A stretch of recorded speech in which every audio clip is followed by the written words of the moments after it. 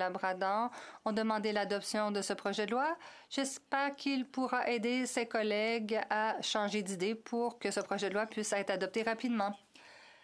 Le député de Kitchener Centre. Merci, Monsieur le Président.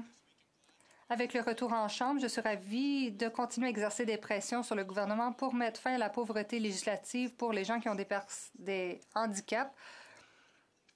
Je demande donc le financement adéquat de la prestation pour les personnes handicapées. Le projet de loi a été adopté en juin dernier. Toutefois, aucun fonds n'a encore été versé et 40 des personnes qui vivent dans la pauvreté au pays sont des personnes handicapées.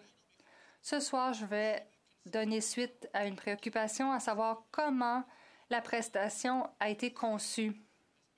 Voici la mise en contexte. Toutes les décisions importantes relatives à la prestation qui est admissible, combien sera versé, est laissée à la réglementation qui est actuellement rédigée.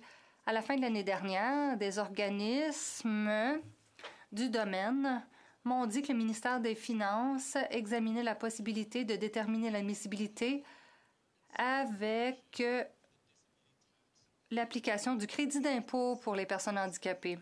Il s'agit de tout un fardeau car c'est l'un des programmes les plus difficiles.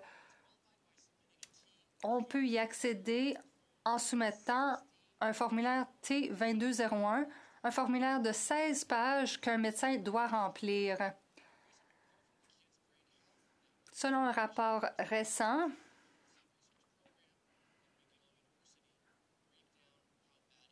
la situation est très difficile. D'abord, les délais d'attente sont importants.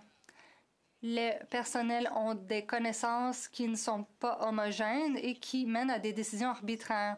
Ensuite, il y a des difficultés avec la demande T2201.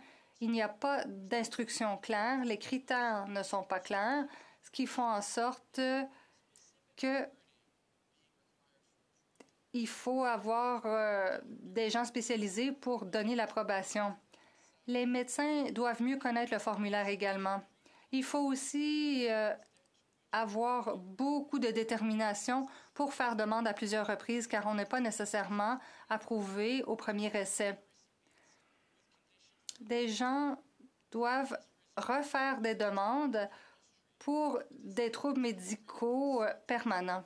Certaines personnes embauchent des consultants et les gens payent simplement pour faire la demande de crédit. On ne devrait même pas avoir à tenir cette discussion. Je crois que cette question était déjà réglée parce que quand la loi est examinée en comité, mon équipe et moi avons pu faire adopter 5 amendements pour améliorer le projet de loi. Un des amendements, justement, portait sur cette question. On a dit ce qui suit à l'article 11.1. Le gouverneur en conseil peut apporter des règlements en ce qui concerne le processus de demande pour qu'il soit sans obstacle. C'est ce que dit l'article 2 de la loi sur le Canada accessible. J'ai donné l'exemple d'une personne handicapée qui était déjà admissible à un programme. C'est pourquoi j'ai demandé au ministre en décembre de suivre la loi qui a été adoptée. Elle ne m'a pas répondu à l'époque. Alors, je vais poser la question de nouveau. La loi exige que la prestation soit sans obstacle. Il est clair que le crédit d'impôt est truffé d'obstacles. Le secrétaire parlementaire peut-il s'engager à respecter la loi et à veiller à ce que la réglementation fasse en sorte que la prestation soit sans obstacle?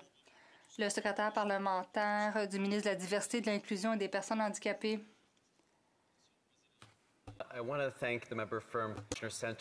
Je remercie le député de son travail. Je le remercie d'avoir soulevé ses préoccupations. La communauté a hâte de voir la mise en œuvre de cette prestation. Les Canadiennes en situation de handicap ont besoin de soutien supplémentaire qu'apporte la prestation canadienne pour les personnes handicapées. Our government is eager to get money into the pockets of those who need it most. We must get it right. The delivery of the benefit needs to be smooth, targeted, effective, and possible.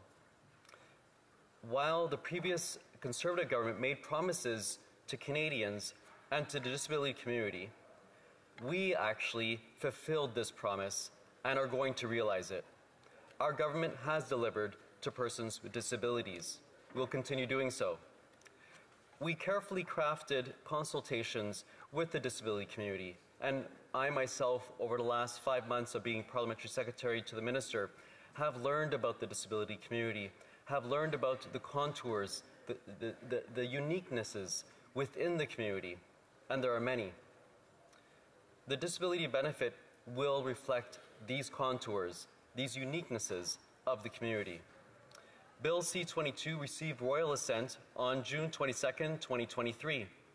Immediately, within a month, we announced the start of meaningful consultations. These consultations informed the design of the regulations to serve those in need.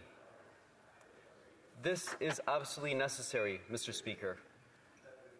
Le processus réglementaire est crucial et nous devons le respecter. There is no better way. Il n'y a pas meilleur moyen de bien faire les choses. Les personnes handicapées doivent avoir leur mot à dire sur la forme que prendront ces prestations. La communauté doit avoir son mot à dire.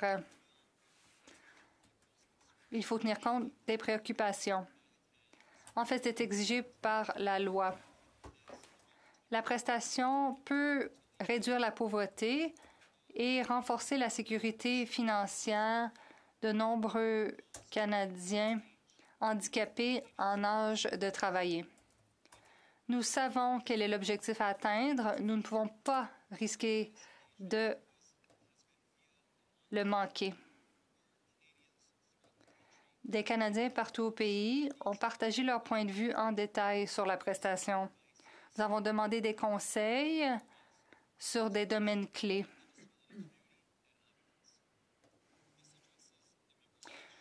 Nous espérons que cela répond à la question du député.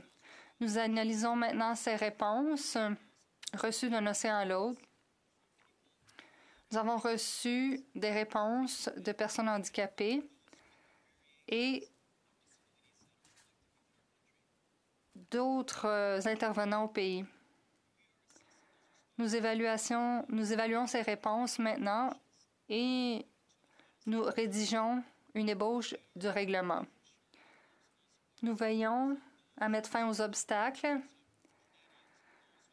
afin que les personnes handicapées puissent avoir accès à cette prestation importante. Merci, Monsieur le Président. Le député de Kitchener Centre. Merci, Monsieur le Président. Le fait est que ce gouvernement n'a pas encore offert la prestation. Je suis d'accord avec le secrétaire parlementaire pour dire qu'il faut bien faire les choses. Ce que la communauté tente de lui dire, c'est que ce gouvernement doit se conformer à la loi. La prestation doit être sans obstacle. On dit aux intervenants que le crédit d'impôt pourrait être utilisé pour accéder à la prestation. Cela est en contravention de la loi. Ce n'est pas ce que demandait la communauté. Je demande donc au ministre le crédit ne devrait pas être utilisé comme critère parce qu'il n'est pas sans obstacle. Monsieur le Président, encore une fois, je tiens à remercier le député de Kitchener Centre. J'aimerais revenir à ce que je viens de dire. Nous recueillons actuellement les réponses des Canadiens.